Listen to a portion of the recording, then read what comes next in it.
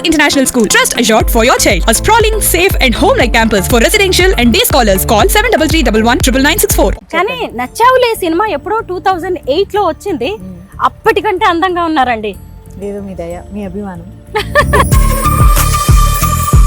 అంటే అమ్మ నేర్పించారా ఇలా మాట్లాడడం అన్ని? నేర్పించారా అంటే మేబీ మాటలు. ఏంటి ఈ మధ్య సాయిబాబా గారి గురించి మీరు ఏదో వీడియో చేశారు, ఆ వీడియో కాస్త వైరల్ గా మారి పోలీస్ కంప్లైంట్ వరకు వెళ్ళింది. ఏంటండి అసలు విషయం? సో వీళ్ళే నేర్పిస్తున్నారు ఎంత స్ట్రాంగ్ అవ్వాలి అని. నేను మాట్లాడింది కరెక్ట్ కాబట్టి నాకు అసలు భయం లేదు. ఇప్పటికీ కూడా మీరు షిరిడి వెళ్ళి చూస్తే అక్కడ వాళ్ళ బుక్స్లో రిజిస్టర్డ్గా చాలా నీట్గా రాసి ఉంటారు, ఈజ్ ఎ ఆఫ్ఘన్ ముస్లిం అని చెప్పేసి. అందులో చాలా మంది దర్గాలకు వెళ్తుంటారు, చర్చిలకు కూడా వెళ్తూ ఉంటారు, అలా సాయిబాబాని పూజిస్తారు. అందులో తప్పేంటంటారు? అప్పుడు ఒక క్రిస్టియన్ గా ఉంటున్నాడు కదా గర్వంగా, ఒక ముస్లిం గా కూడా గర్వంగా ఉంటున్నాడు కదా, ఒక హిందూగా ఉండకుండా. హిందువులు కాబట్టి హిందువులు ఈ దేవుణ్ణే మొక్కండి అని హిందువులుగా మనం వేరే వాళ్ళకి చెప్పే హక్కు మనకుందా? 100% ఉంది. ప్రపంచానికి విశ్వానికే నీతి చెప్పినటువంటి దేశం ఇది. నా అన్వేష్ కూడా హిందూ మతం, హిందూ ధర్మం, సీతమ్మ గురించి కూడా కామెంట్స్ చేశారు. ఇప్పుడు ఆయన మీద కేసు ఫైల్ అయింది. దీని మీద మీరేమంటారు? నేను లాస్ట్ మంత్ ఒక వీడియో చేయడం జరిగింది అతని మీద. నువ్వు రేపే చేసేస్తాను అంటున్నావు. సీతాదేవి తర్వాత ద్రౌపది ఏ టీషర్ట్లు వేసుకున్నంత రేపులు అయ్యాయి. అన్నిటికీ మించి ఆడవాళ్ల శరీర అవయవాల్ని సరుకు సామాన్లతో పోల్చడాన్ని మనం ఎలా చూడాలి? శివాజీ గారి వ్యాఖ్యల మీద మీ అభిప్రాయం ఏంటి? ఈ ఎపిసోడ్ మీద నేను ఒకే ఒక రోజు ఫేస్బుక్ లో నా ఒపీనియన్ షేర్ చేయడం జరిగింది. వెంటనే జనాలు వచ్చేసి ఓహో నీకు ఇప్పుకొని తిరగడం ఇష్టమా అన్నారు. బట్టలు వేసుకొని పోతే అయితే మరి పార్టీ వ్యవహారాల్లో పెద్దగా ఎక్కడ కనిపించరు మీరు? 3.5 years అంటే 2018 లో జాయిన్ అయ్యా, 19 లో కంటెస్ట్ చేసా, 2021 చాలా యాక్టివ్గా ఉన్నా.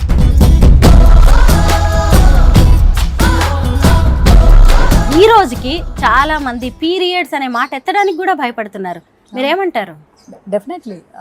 ఎందుకంటే అది మనకు మన ఇళ్లలో ఒక మగవాడిలాగా పెంచట్లేదు.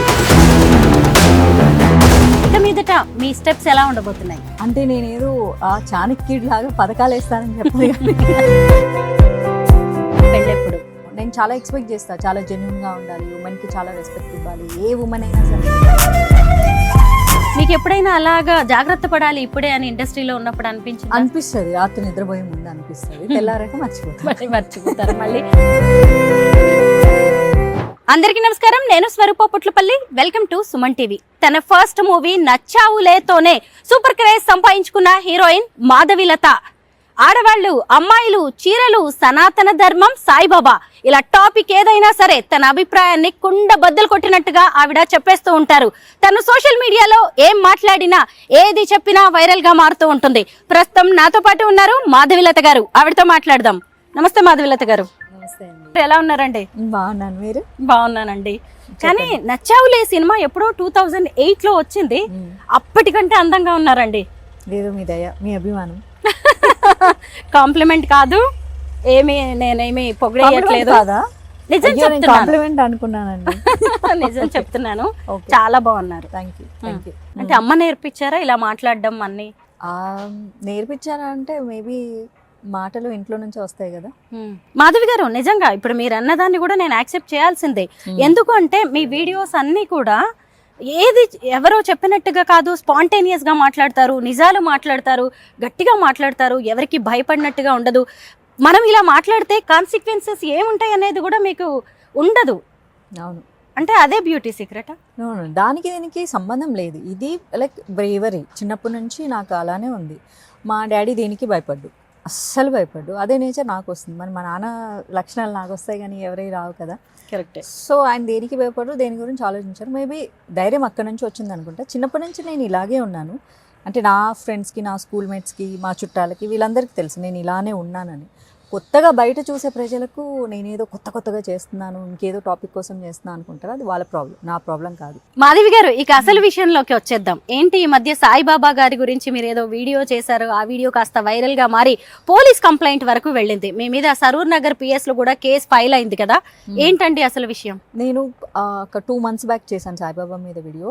2 years బ్యాక్ కూడా చేశాను. ఆ 2 years బ్యాక్ ఎవరు పెద్ద రెస్పాండ్ అవ్వలేదు. 2 months బ్యాక్ చేసిన దాని మీద రెస్పాండ్ అయ్యారు. లైక్ మీలాంటి లైక్ మీడియా మిత్రులు చెప్తే తప్ప నా మీద ఒక కేసు ఫైల్ అయిందన్న సంగతి నాకు తెలియలేదు. ఎందుకంటే మనకు పోలీసు దగ్గర నుంచి కాల్ రాలేదు, మెసేజ్ కూడా రాలేదు. ఇన్ కేస్ వస్తే కనుక మా లాయర్ చూసుకుంటారు, లాయర్తో మాట్లాడుకుంటారు, నాకేం వరి లేదు. సో వీళ్ళే నేర్పిస్తున్నారు ఎంత స్ట్రాంగ్ అవ్వాలి అని. నేను మాట్లాడింది కరెక్ట్ కాబట్టి నాకు అసలు భయం లేదు. ఇంతకీ ఏం మాట్లాడారు సాయిబాబా గారి గురించి?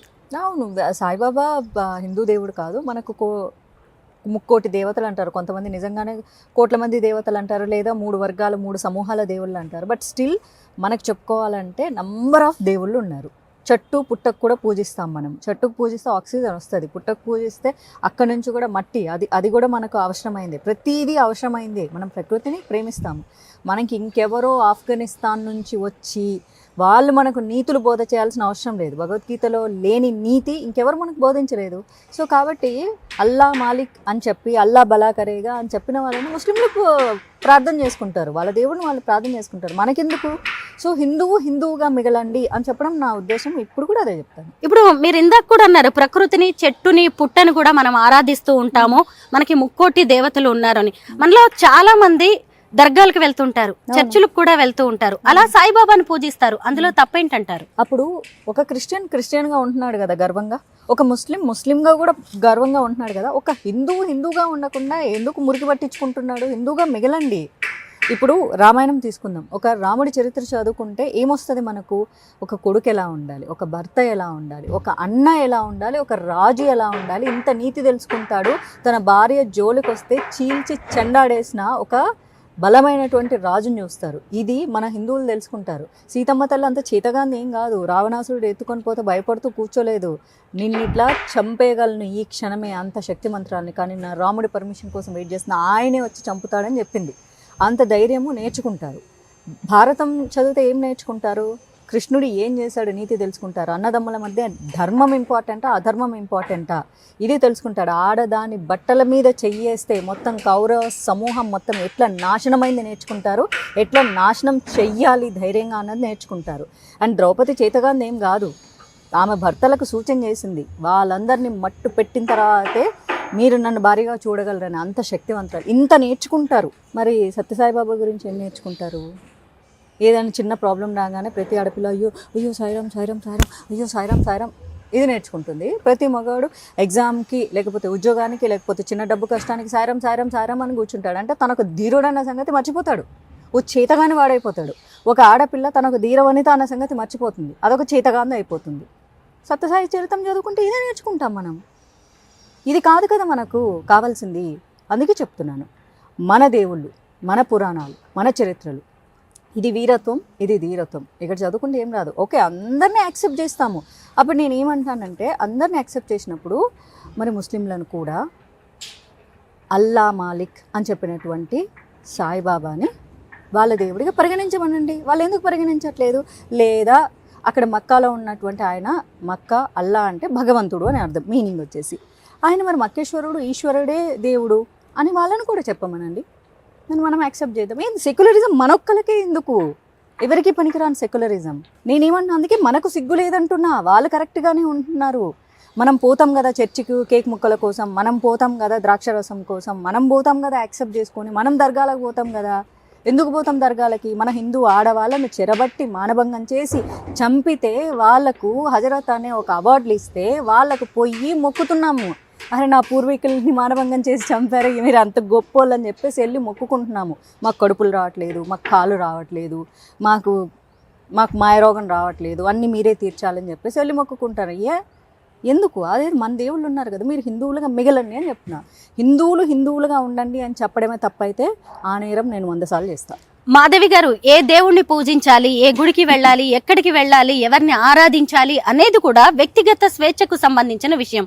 హిందువులు కాబట్టి హిందువులు ఈ దేవుణ్ణే మొక్కండి అని హిందువులుగా మనం వేరే వాళ్ళకి చెప్పే హక్కు మనకుందా? 100% ఉంది. ప్రపంచానికి, విశ్వానికే నీతి చెప్పినటువంటి దేశం ఇది. ఇది కర్మభూమి. ఇక్కడ అదే అంటున్నారు కదా, ఎవరికి నచ్చిన దైవాన్ని వాళ్ళు పూజ చేసుకోవచ్చు. ఏ ఐడియాలజీ మీది? ఏ ఐడియాలజీకి ఏ దేవుడు లేరు చెప్పండి? ప్రతి ఐడియాలజీకి ఒక దేవుడు మనకే ఉన్నాడు కదా. నీకు శౌర్యం కావాలా, వీరత్వం కావాలా, లేకపోతే నీకు సరదా కావాలా, సంతోషం కావాలా, లేక చిన్నపిల్లల నేచర్ కావాలా, అన్ని రకాలైనటువంటి దేవుళ్ళు మనకే ఉన్నారు కదా. సో అసలు మేము దేవుణ్ణే నమ్మమబ్బా, మేము ఓన్లీ స్పిరిచువాలిటీ, మేము ఆత్మ సంబంధిత. చెట్టును మొక్కు, చెట్టు గాలి ఇస్తుంది, ఆక్సిజన్ ఇస్తుంది, నీకు బ్రతికిస్తుంది. లేకపోతే నువ్వు లేవు. నింగి నేల నీరు నిప్పు గాలి అన్నిటిని మొక్కు. అదే కదా మనం గ్రాటిట్యూడ్ చూపించేది. నీకు ఏం తక్కువైందని ఒక ఆఫ్ఘనిస్తాన్ వాడు వచ్చి నీకేం నీతి చెప్తున్నాడు అని అడుగుతున్నా. నేను నిజం చెప్పే ప్రయత్నం చేస్తున్నా. నిజం చెప్తే మీకు నచ్చట్లేదు అంటే నేను జాగృతం చేసి పని చేస్తున్నాను. జాగృత పరచడం ఈ దేశంలో నేరం అయితే ఆ నేరం మరీ 100 సార్లు చేస్తాను నేను అంటున్నా. నా అన్వేష్ కూడా హిందూ మతం, హిందూ ధర్మం, సీతమ్మ గురించి కూడా కామెంట్స్ చేశారు. ఇప్పుడు ఆయన మీద కేసు ఫైల్ అయింది. దీని మీద మీరేమంటారు? నేను లాస్ట్ మంత్ ఒక వీడియో చేయడం జరిగింది అతని మీద. ఎంతసేపు భారతదేశము పాకిస్తాన్ ఒక బూచి చూపించి బ్రతుకుతుంది ప్రభుత్వము అని. అతనికి ఒక కౌంటర్ చేసిన జస్ట్ 20 డేస్లోనే అతను చెప్పిన ఆ బూచి వాళ్ళే బూచి పనులు చేశారు. అంటే ఆమ్దం గింజల నుంచి పాయిజన్ తయారు చేసి 1,00,000 మందిని చంపాలనుకోవడం, కారులో బాంబులు పెట్టడం, డాక్టర్లే టెర్రరిస్టులకు మారటం, జిహాదీ తప్పు కాదు అని చెప్పేసి ఎంబీబీఎస్ చదువుకున్న డాక్టర్లు మాట్లాడడం. ఇదంతా ఎవరు ప్రొవోక్ చేశారు? పాకిస్తాన్ వాళ్ళే ప్రొవోక్ చేశారు. భారతదేశము పాకిస్తాన్ని బూచిగా చూపించలేదు. వీధిలో మన హైదరాబాద్ గల్లీ దగ్గర నుంచి ఢిల్లీ వరకు వీధిలో పిల్ల పాముల్లాగా పాకి ఉన్నారు. అవకాశం దొరికితే మనల్ని చంపాలని చూస్తున్నారు. ఎందుకు చంపాలనుకుంటున్నారు? ఈ మతం కోసమే చంపాలనుకుంటున్నారు. వాళ్ళకి వేరే ఇంటెన్షన్ ఏం లేదు. వాళ్ళ మతాన్ని మొత్తం విస్తరింపజేయడమే వాళ్ళ ఒక టార్గెట్. సో కాబట్టి అతను అలాంటి మాటలు మాట్లాడినోడు, మిషనరీ స్కూళ్ళల్లో చదువుకున్నాడు. మరి సీతమ్మ తల్లి మీద, ద్రౌపది మీద అలాంటి కామెంట్లు చేయక, అవి మిషనరీ స్కూళ్ళల్లో చెప్తారు. సీతమ్మ తల్లి టీషర్ట్ వేసుకుందా, ద్రౌపది టీషర్ట్ వేసుకుందా, ఎందుకు రేపులు చేశారు? సీతమ్మను ఎవరూ రేప్ చేయలేదు, ద్రౌపదిని ఎవరూ రేప్ చేయలేదు. అసాల్ట్ జరిగింది. ఎస్, వాళ్ళతో సీతమ్మ తల్లిని ఎత్తుకెళ్లారు, ద్రౌపదీదేవి చీరను లాగారు. కానీ లాగుతుంటే అక్కడ ఆమె అలా పడిపోలేదు. శ్రీకృష్ణుడు వచ్చి కాపాడాడు. ఈ నీతి మనకు కూడా నేర్పించారు. సో కృష్ణుల్లా బతకమని చెప్పారు అంతే తప్ప లాగుతున్న కౌరవుల్లాగా బతకమని చెప్పలేదు. సో ఇలాంటి వాళ్ళని ఫాలో అవుతున్నారు చూడండి, వీళ్ళని కొట్టాలి ఫస్ట్. ఎందుకంటే భారతదేశాన్ని కించపరిస్తే మన దేశంలో చెత్త ఉంది, ఎవరా చెత్త వేసింది? ఇలాంటి చెత్త ఎదవలే వేశారు. అవునవును, మన దేశం మొత్తం చెత్త ఉంది అని కామెంట్లు చేస్తున్నారు చూడు. ఇట్లాంటి ఎదవలు ఫాలో అవుతున్నారు. ఈ ఎదవలు ఫాలో అయినంత కాలం ఎదవలు మేము హీరోలమనే ఫీల్ అవుతూ ఉంటారు. సో ఇప్పుడు ఆ ఎదవ కూడా హీరో అనే ఫీల్ అవుతున్నాడు. నేను ఒక 6 months బ్యాకే ఈ బెట్టింగ్ యాప్స్ మీద అతను చేస్తే హీరో అన్నాడు కదా. ఆ రోజు కూడా నేను మీడియాకు ఒకటే సమాధానం చెప్పాను. అతని వీడియో ఓపెన్ చేస్తే చాలు, పాపలు పిచ్చులు ఆటగాడు అంటున్నాడు, మీరు కూడా వచ్చేయండి ఆట ఆడుకుందాం పిచ్చుల మీద అని ఒక అమ్మాయిని అబ్జెక్టిఫై చేస్తున్నాడు కదా. సో అతని ఫాలోవర్స్కి ఏం చెప్తున్నాడు? అరే నాలాగా మీరు పాపలతో తిరగాలి అంటే మీరు ఇట్లా ఫారిన్ కంట్రీ రావాలి, మీరు తొందరగా డబ్బులు సంపాదించాలి. మరి తొందరగా డబ్బులు సంపాదించాలంటే బెట్టింగ్ ఆడాలి కదా. ఏం చేస్తున్నాడు? ఒరే ఎదవా, ఎన్నిసార్లు చెప్పాలరా ఎదవ పనులు చేయొద్దని అన్నట్టుంది అది. ఇప్పుడు ఆడవాళ్ళు ఏ బట్టలు వేసుకోవాలి, ఎలా ఉండాలి, ఎక్కడికి వెళ్ళినప్పుడు ఎలాంటి జాగ్రత్తలు తీసుకోవాలి అనేది కూడా మగవాళ్ళు, అది కూడా సినిమా హీరోలుగా పేరు తెచ్చుకున్న వాళ్ళే చెప్తున్నారు. అన్నిటికీ మించి ఆడవాళ్ల శరీర అవయవాల్ని సరుకు సామాన్లతో పోల్చడాన్ని మనం ఎలా చూడాలి? శివాజీ గారి వ్యాఖ్యల మీద మీ అభిప్రాయం ఏంటి? అలాగే ఆయనకి కౌంటర్ ఇచ్చారు అనసూయ. ఇప్పుడు ఆయన వీళ్ళిద్దరి మధ్యలోకి నాగబాబు గారు వచ్చారు. వీటన్నిటి మీద పెద్ద డిస్కషన్ జరుగుతుంది. ఈ ఎపిసోడ్ మీద మీ అభిప్రాయం చెప్పండి. ఈ ఎపిసోడ్ మీద నేను ఒక రోజు ఫేస్బుక్లో నా ఒపీనియన్ షేర్ చేయడం జరిగింది. వెంటనే జనాలు వచ్చేసి ఓహో నీకు ఇప్పుకొని తిరగడం ఇష్టమా అన్నారు. అంటే జనాలు ఏంటంటే అయితే ప్రకృతి లేకపోతే వికృతి, మధ్యలో ఇంకేదీ లేదనుకుంటారు. నాకు అన్నం ఇష్టం లేదంటే నేను వెళ్ళిపోయి వెంటనే గడ్డి తింటా అని కాదు దాని మీనింగ్. అంత విచక్షణారహితంగా ఉన్నటువంటి ఫస్ట్ ఆఫ్ ఆల్ ఈ ప్రజల గురించి నేను మాట్లాడదలుచుకోలేదు. ఇప్పుడు ఏదంటే కరోమంటే కప్ప కోపం, విడవమంటే పాము కోపం, వాళ్ళకి వీళ్ళకి ఎందుకు? నా సొంత అభిప్రాయం చెప్పమంటే నేను చెప్తా. వాళ్ళ గురించి వీళ్ళ గురించి నేను మాట్లాడను. నేనే చాలాసార్లు వీడియోలు చేస్తాను. అమ్మాయిలు కొంచెం పద్ధతిగా బట్టలు వేసుకోండి, బట్ బీ మోడ్రన్. మీకు నచ్చింది మీరు స్లీవ్లెస్ వేసుకోండి, బ్యూటిఫుల్గా ఉండండి, కానీ అసహ్యంగా ఉండొద్దని నేనే చెప్తాను.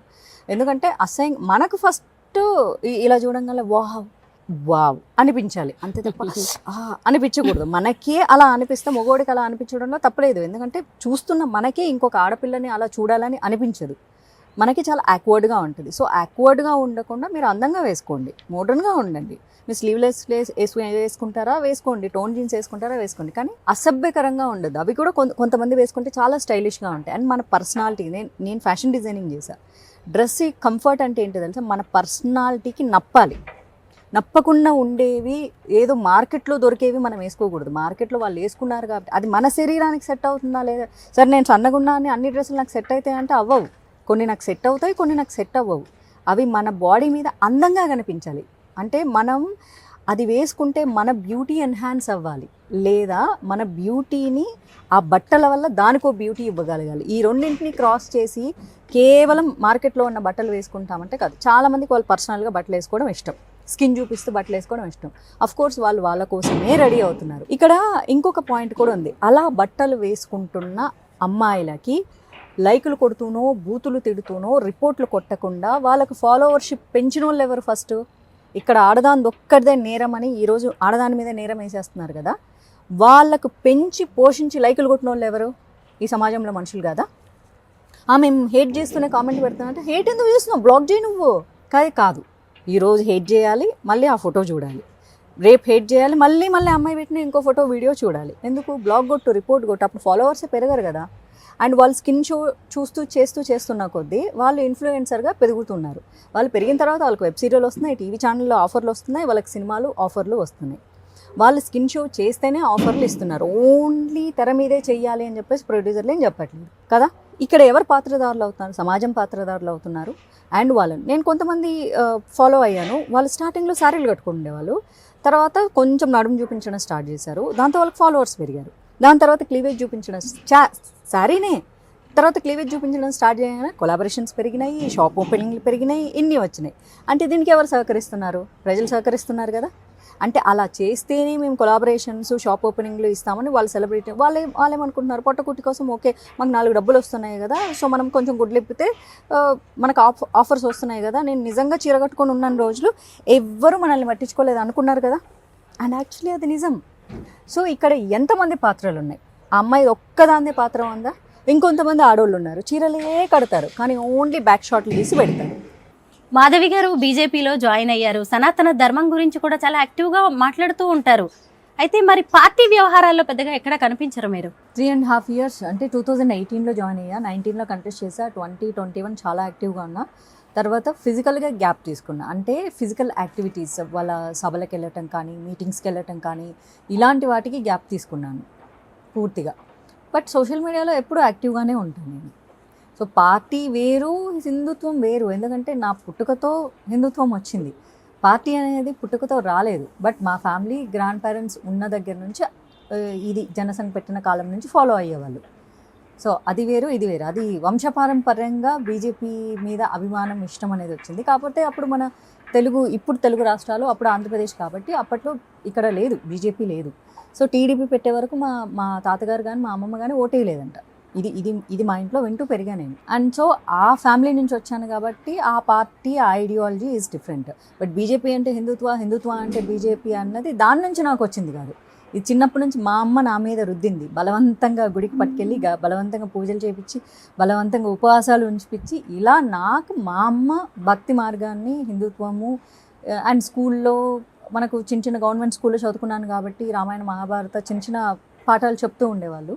అండ్ ఊర్లో గుడికి వెళ్ళడం వల్ల ఎక్కువగా మా ఊర్లో రామాలయం ఉండడం వల్ల సో అక్కడి నుంచి వచ్చింది తప్ప సో అదే రాజకీయ పరంగా వచ్చింది కాదు. బట్ పీపుల్ ఏంటంటే రెండింటిని కలిపేస్తారు, వాళ్ళు ఎలా కలుపుకున్నా నాకేం ప్రాబ్లం లేదు. 2019లో కంటెస్ట్ చేశారు, ప్రజలతో ట్రావెల్ చేయడం, ఎలక్షన్స్లో పాల్గొనడం, ఇవన్నీ ఎలా అనిపించాయి?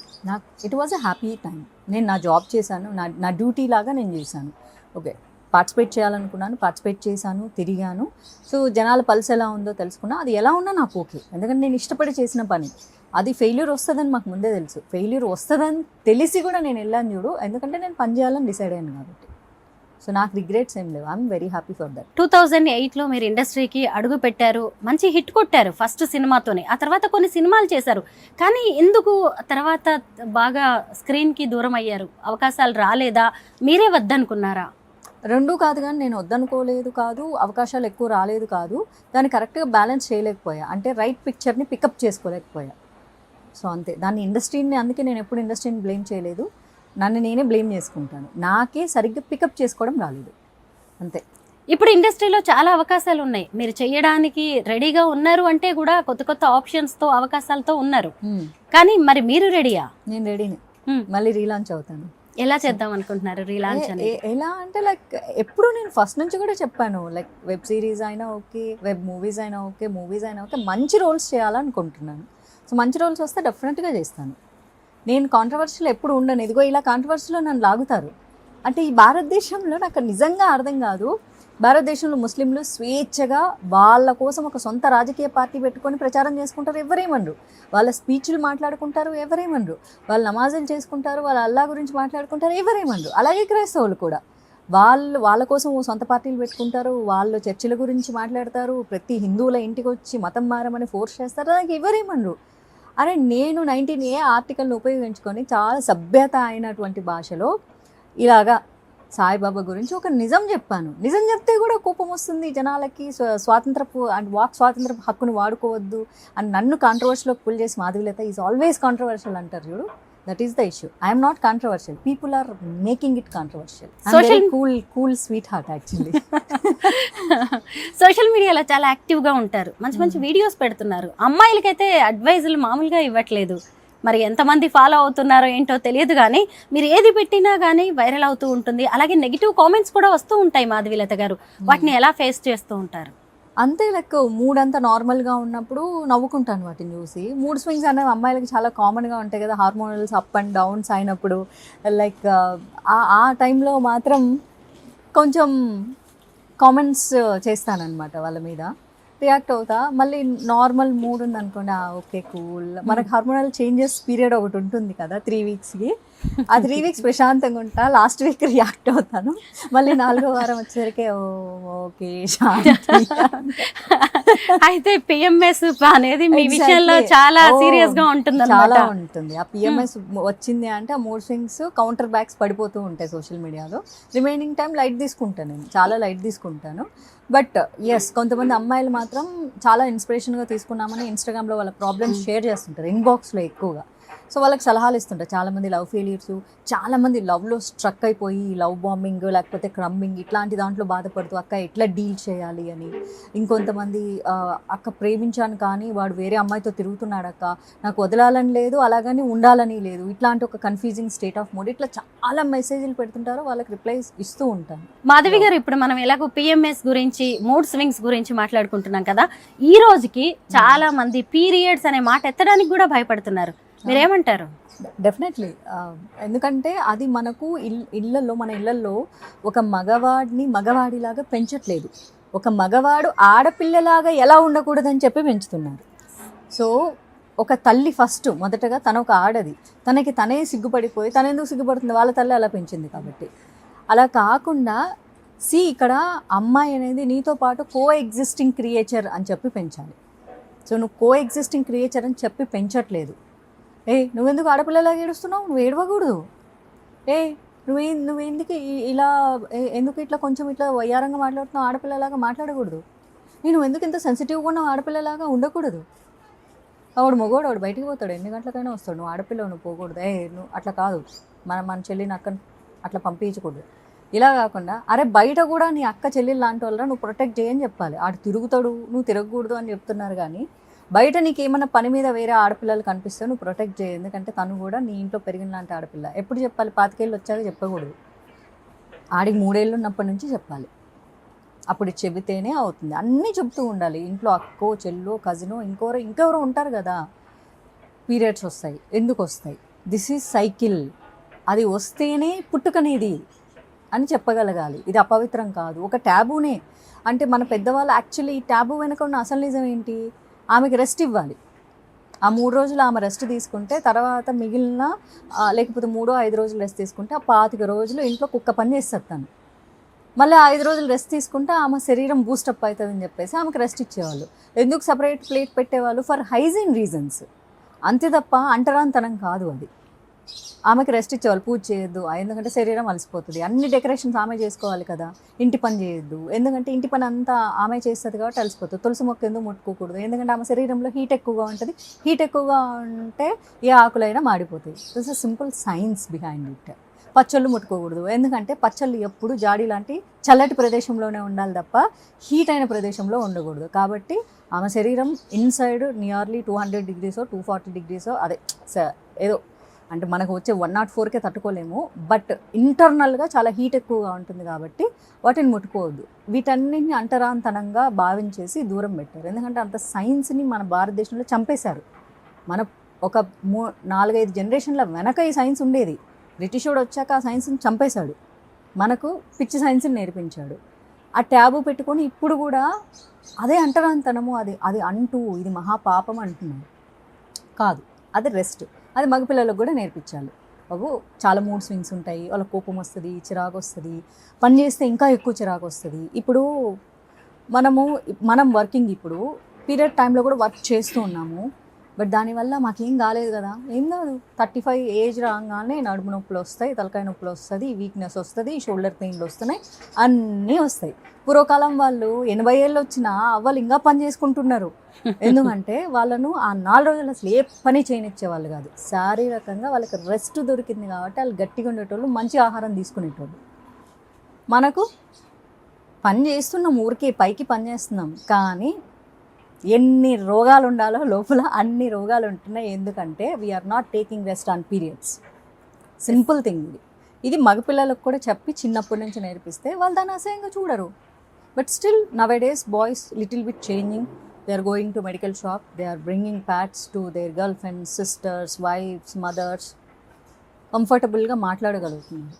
ఎందుకంటే సృష్టి అక్కడి నుంచే మొదలవుతుంది. సృష్టిని అసహించుకునే పని మగాడికి నేర్పేవి. మీరు ఇండస్ట్రీకి వచ్చిన టైంలో ఇక్కడ మనుషులు ఎలా ఉంటారు అనేది పెద్దగా ఐడియా లేకపోవచ్చు, కానీ రీఎంట్రీ ఇస్తాను, రీలాంచ్ అవుతాను అంటున్నారు కదా. ఇప్పుడు ఎవరినైనా ఎలాంటి సిచ్యువేషన్ అయినా ఫేస్ చేసేంత ధైర్యం మీకు వచ్చేసింది, ఆ మెచ్యూరిటీ కూడా వచ్చినట్టేగా కనిపిస్తుంది. ఇక మీదట మీ స్టెప్స్ ఎలా ఉండబోతున్నాయి? అంటే నేనేదో ఆ చాణక్యుడి లాగా పథకాలు వేస్తానని చెప్పాలి, కానీ యాక్చువల్ నాకు అన్ని తెలివితేటలు లేవు. బేసిక్గా నాకు అన్నీ తెలివితేటలు ఉంటే నిజంగానే నేను పొలిటికల్గా క్యాప్చర్ చేసుకొని ఒక పవర్లో ఉండేదాన్ని. సినిమా ఇండస్ట్రీని గ్రాప్ చేసి ఒక కెపాసిటీనో, ఒక స్ట్రెంగ్తో ఒక 4-5 ఇల్లు, 4-5 కార్లు కొనుక్కునేదాన్ని. చాలామంది అనుకుంటారు నాకు చాలా తెలివితేటలు ఉన్నాయని. But very unfortunate fact is నాకు అన్ని తెలివితేటలు లేవు. I'm like A normal other girl అంతే. కాకపోతే డీల్ చేయడం వచ్చు, అతి తెలివిగా మాట్లాడడం రాదు, కానీ అప్పటి వరకు అనుకున్నది మాట్లాడడం వచ్చు. ఇప్పుడు ఏంటంటే ఆ అనుకున్నది మాట్లాడడము హోల్డ్ చేసుకోవడం నేర్చుకున్నా. ఎవరితో ఎలా మాట్లాడాలి ఏంటి అనేది కొంత తెలిసినట్టుంది. తెలివిగా మాట్లాడడం నేర్చుకోలేదు, మాట అనాలి అంటే ఆ మూమెంట్కి హోల్డ్ చేసుకోవడం నేర్చుకున్నా. మాధవీలత తెలుగు అమ్మాయి, కానీ ఎడ్యుకేషన్ అంతా కూడా కర్ణాటకలో సాగినట్టుగా ఉంది. అసలు మీరు ఎక్కడ పుట్టారు, మీ బ్యాక్గ్రౌండ్ ఏంటి? నేను తెలుగు అమ్మాయే, కాకపోతే మా నాన్న రైల్వే ఎంప్లాయీ అయినందువల్ల నేను కర్ణాటకలో పుట్టా. మళ్ళీ ఆంధ్రాలోనే చదువుకున్నా, మళ్ళీ కర్ణాటక వెళ్ళి చదువుకున్నా. ఎందుకంటే మా డాడీ ట్రాన్స్ఫర్ అవ్వడం వల్ల అట్లా జరిగింది. మహారాష్ట్రలో పెరిగి సో అలా జరిగింది. కానీ ఎడ్యుకేషన్ ఎస్ ఆంధ్ర, కర్ణాటక ఈ 2 ప్లేసుల్లోనే అయింది. హీరోయిన్గా కొన్ని మూవీస్ చేసిన తర్వాత ఒక బ్రేక్ తీసుకొని మీరు యూకే వెళ్ళి ఫ్యాషన్ డిజైనింగ్ చేశారు కదా. ఎందుకు ఫ్యాషన్ డిజైనింగ్ అంటే ఇంట్రెస్టా మీకు? అలా కాదు, ఆ టైంలో నాకు 2010లో యాక్సిడెంట్ అయింది. అప్పుడు రెస్ట్ తీసుకోవాల్సి వచ్చింది. అండ్ నేను చాలా లావ్ అయిపోయాను. అప్పుడు 0 సైజ్ నుంచి కొంచెం బాగా లడ్డుగా అయిపోయాను. అండ్ అది బ్రేక్ టైం నాకు. సో ఆ టైంలో ఖాళీగా ఉండకూడదు, ఏదో ఒకటి చదువుకోవాలని, ఏదో ఒకటి ఎందుకు మనకి ఇష్టమైందే చదువుకుందాం కదా అని చెప్పేసి ఫ్యాషన్ డిజైనింగ్ చేశాను. నిజంగా మీ వీడియోస్లో రీసెంట్గా నేను అబ్జర్వ్ చేస్తున్నప్పుడు చాలా క్యూట్గా, ప్రెట్టీగా కనిపిస్తున్నారు. కంటెంట్ విషయంలో కూడా చాలా కేర్ఫుల్గా ఉంటున్నట్టున్నారు. అలాగే మీ బ్యూటీ, అలాగే డైట్ ప్లాన్స్, ఈ సీక్రెట్స్ అన్నీ కొంచెం చెప్పండి మాకు. సీక్రెట్స్ ఏం లేవు, నేను మా ఇంట్లో చేసిన ఫుడ్డే తింటాను, మా అమ్మ చేసిన ఫుడ్ తింటాను అంతే. వంట చేస్తారా? చేస్తాను. అందరు అడిగే క్వశ్చనే అనుకుంటా, మళ్ళీ నేను అడుగుతున్నాను, పెళ్ళెప్పుడు? Marriages are made in heaven అంట. మళ్ళీ ఆ హెవెన్ నుంచి ఎవరన్నా వచ్చి చెప్తే జరుగుతుంది. ఎలాంటి అబ్బాయి కావాలి? మనిషి. కొన్ని క్వాలిటీస్ కోరుకుంటాం కదా అమ్మాయిలు. క్వాలిటీస్ అంటే ఏముండాలి?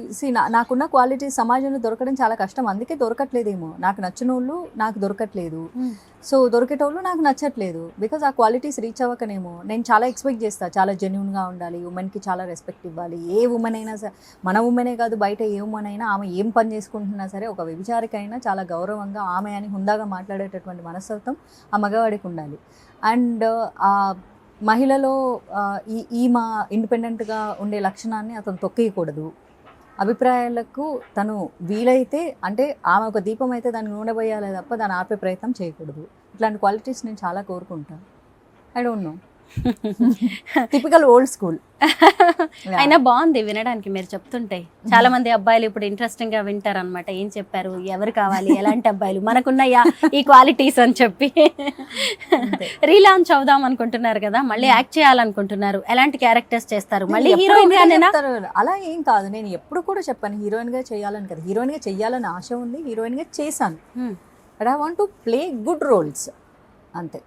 ఎలాంటి రోల్స్ అంటే అదే ఇది good కావాలి, roles ఎలాంటి ఇంకా. గుడ్ రోల్స్ అంటే అంతే, ఆ కథకి ఇంపార్టెంట్ ఉన్న రోల్ అంతే. ఏ హీరోతో యాక్ట్ అలా ఏం చేయాలనుకుంటున్నారు? లేదు, అలా కూడా లేదు. No roles. స్నేహితుడు ఆ సినిమాలో మీరు నానితో యాక్ట్ చేశారు. ఇప్పుడు నాని మంచి స్టార్ అయిపోయారు. కాంటాక్ట్ లో ఉంటారా? నేను ఎవరితో కాంటాక్ట్ లో ఉండను. మ్మ్.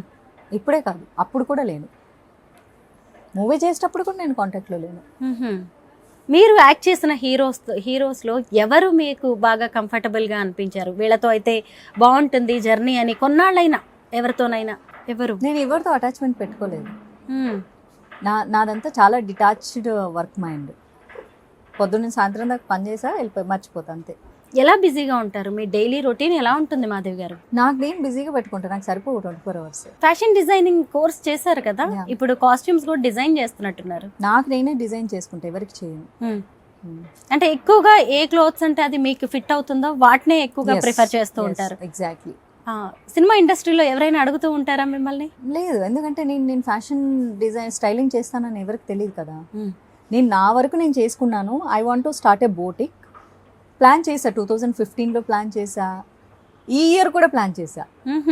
2015 ప్లాన్ చేసా, 25 ప్లాన్ చేసా, అది వర్క్ అవ్వలేదు. బట్ ఎందుకలా గ్యాప్ వస్తున్నట్టుంది? ఐ డోంట్ నో, సమ్హౌ నేను ఒక్కదాన్ని దాని మీద ఫోకస్ చేసి చేసుకోలేను. But I need someone who supports exactly నా మైండ్ సెట్కి, నాతో ట్రావెల్ చేయడానికి, నా స్టైలింగ్కి కరెక్ట్గా ఉండే నా ఫ్రెండ్స్ని చూస్ చేసుకుంటున్నాను. బయట వాళ్ళని చూస్ చేసుకోవట్లేదు నేను.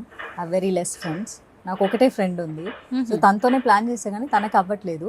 బట్ ఏదో ఒక రోజు డెఫినెట్గా పెడతాను, నా బ్రాండ్ బయటకు వస్తుంది. మీరు కన్నడలో అంటే కర్ణాటకలో చాలా కాలం ఉన్నారు, కానీ సినిమాలు పెద్దగా అక్కడ చేసినట్లేరు. లేదు, నేను సినిమాల కోసం పోలేదు, నేను జాబ్ కోసం వెళ్ళాను కదా. ఏం జాబ్ చేశారు? బెంగళూరులో 2015 నుంచి ఐ వాజ్ డూయింగ్ జాబ్. సినిమాలు చేయకుండా ఎలా బతుకుతాను అనుకున్నారు? అదే ఇన్కమ్ సోర్స్.